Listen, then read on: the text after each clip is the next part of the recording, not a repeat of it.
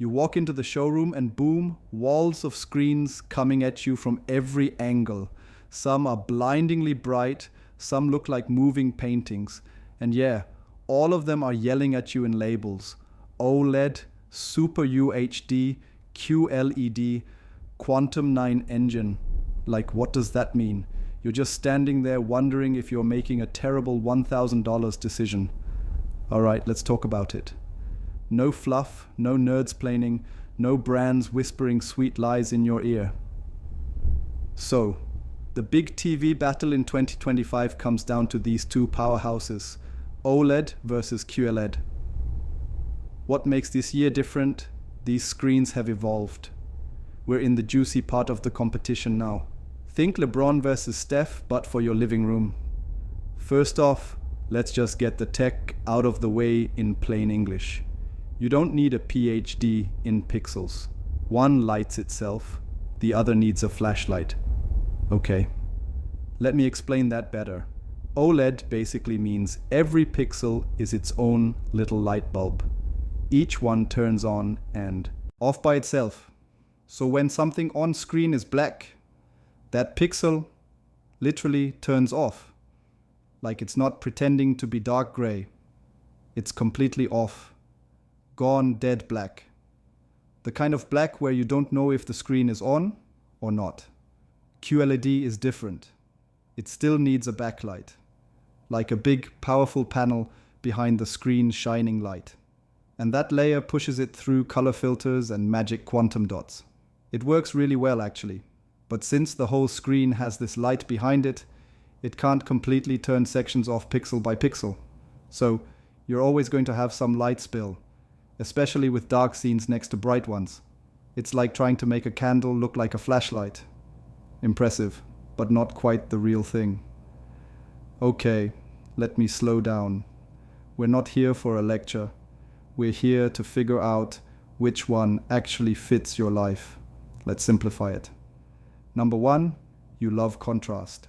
OLED, no contest. Think late night movie watching. Room fully dark. Maybe you're watching Blade Runner 2049 or Dune. Those deep shadows, glowing lights. OLED owns that.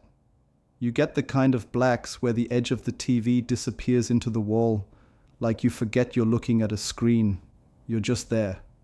I've paused a scene before and literally couldn't tell where the movie ends and the frame begins. It's that precise. My partner walked into the room and went, "Is the TV broken?" Nope, just OLED doing OLED things. Now, QLED tries to match that with clever backlighting zones, turning parts of the backlight off while keeping others on. And it works surprisingly well these days, especially with newer mini LED models. Like, you'll only really notice the difference if you walk up to it, pause something dark, and squint. But still, if you're a cinema snob, OLED wins the contrast game. End of story. Number two, you love brightness. QLED flexes hard. This is where QLED does a little victory dance. Want to watch? Daytime TV in a sunny room with windows throwing shade on your screen? QLED says, bring it. These puppies can get absurdly bright, like 3000 nits bright, which is code for, holy crap, I might get a tan in my living room type of bright. OLED has gotten better, don't get me wrong, especially the new tandem OLED models that stack multiple layers for better peak brightness. But even then, QLED is still the king of punch you in the eyeballs brightness. Great for sports, animated shows, or just people who leave the blinds open like it's a houseplant spa. It also handles reflections better. So, if you often watch your soaps while the sun hits your screen directly, QLED is your buddy. Number three, you're a gamer. Read this carefully. OLED has instant response time. Like seriously, when your controller moves, the screen reacts immediately. No motion blur, no weird ghosting.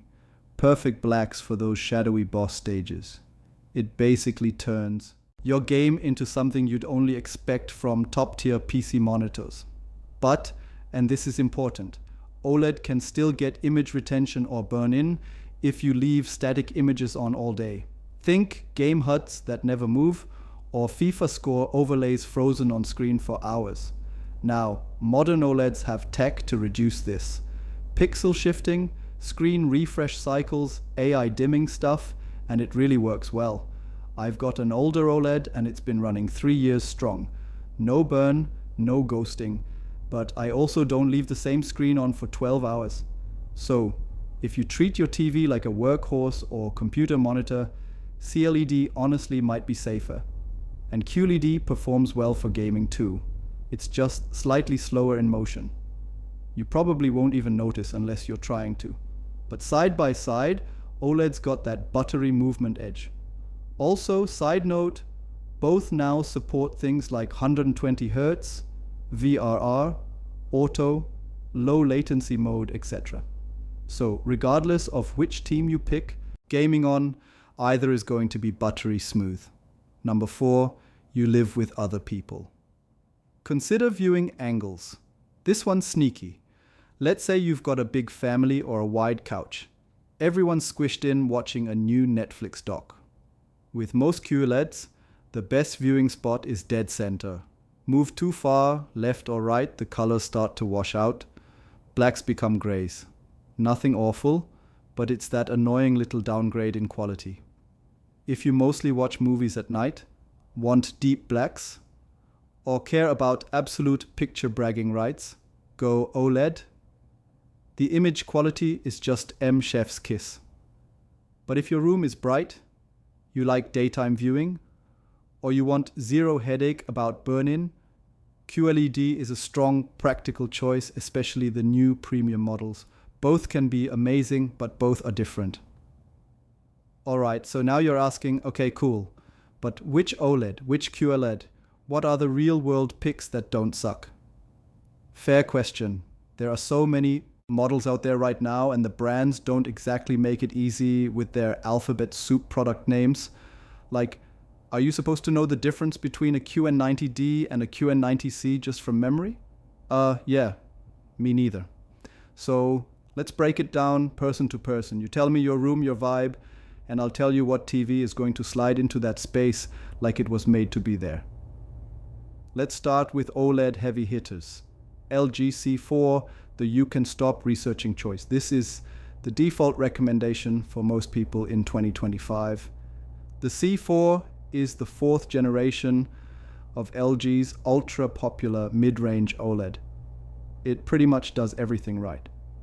Killer contrast, decent brightness, much better than just a couple years ago. Beautiful upscaling, smooth motion. Gaming check, it's got all the goodies. 4K at 120 Hz, VRR low input lag under 10 menus, supports NVIDIA G-Sync and AMD Frank. Movies gorgeous. It handles HDR10, Dolby Vision, and even includes decent built-in speakers if you're not going soundbar mode, though you definitely should. It's not the brightest OLED on the market, but unless your living room is basically a greenhouse, it's more than fine. Also, it just looks clean. Thin, minimal bezels, wall mounts, like a painting. Most people could stop right here and be happy for the next 6 years. But if you're the type who's like, yeah, but what's the best OLED? Keep reading. Sony A95L, the show-off. Alright, now we're talking about the OLED that makes people stop and stare. No joke. First time I saw this thing showing a clip from Avatar 2. I literally said out loud, what the hell? And then just stood there like an idiot for 10 minutes watching fish swim. This bad boy uses QD OLED. That's quantum dot plus OLED, meaning it combines OLED's perfect blacks with quantum dot's insane color reproduction. So not only do the dark scenes look cinematic, but color, oh man, it punches. Skittles wishes it was this vibrant. Tone mapping is spot on. No crushed shadows, no blown out highlights. It all looks natural and bold at the same time. And brightness for OLED, it's nuts. Bright enough to handle daytime viewing in most spaces. It's not QLED bright, but it closes the gap a lot more than earlier OLEDs. Only drawback, it's expensive, like real expensive. Do you need it? No. Will you want it once you see it? Probably. Samsung S95D, the secret weapon. If Sony's QD OLED is the art piece, Samsung's version is the edgy cousin who shows up wearing black leather and doesn't text back.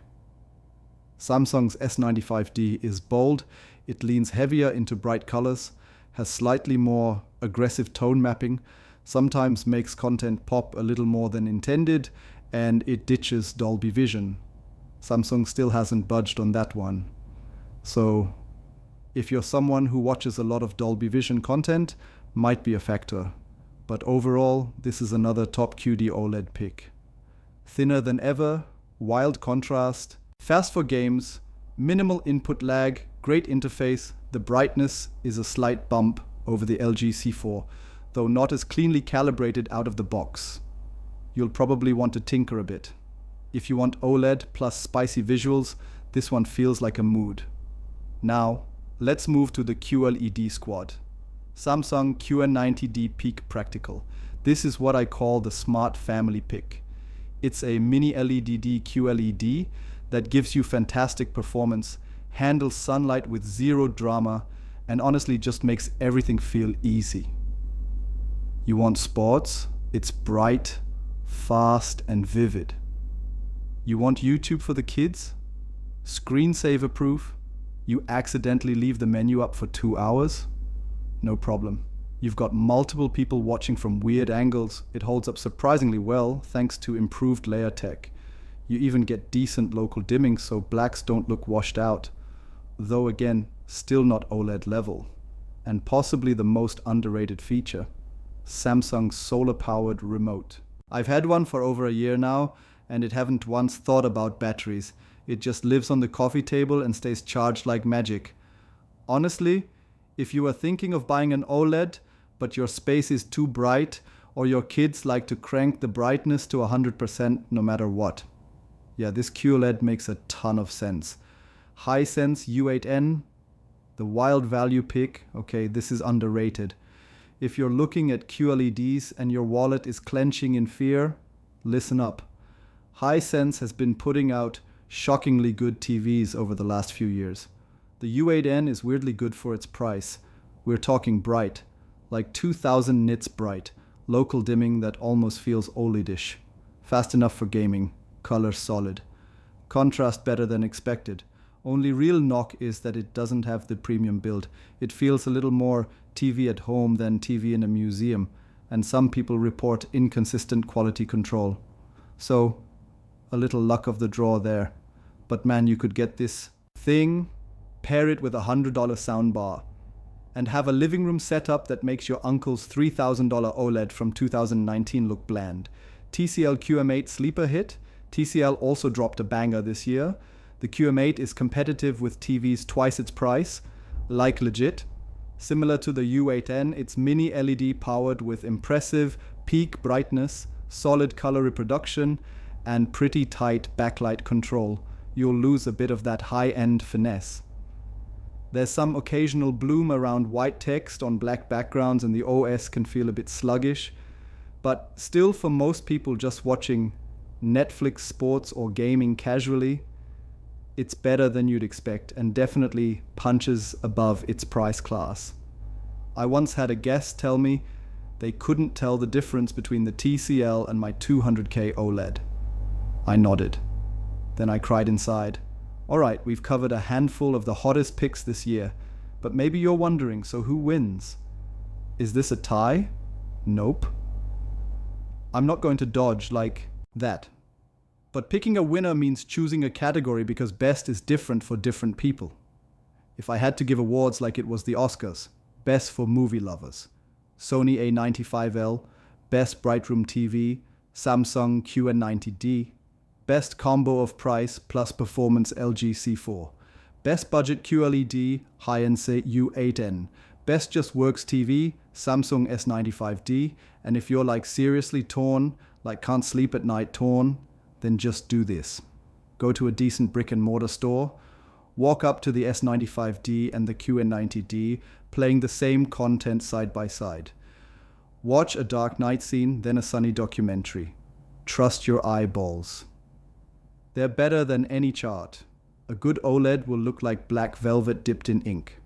A good QLED will look like a light bright powered by the sun. Pick your vibe because again, you don't need theoretical best. You need the one that feels right in your everyday life.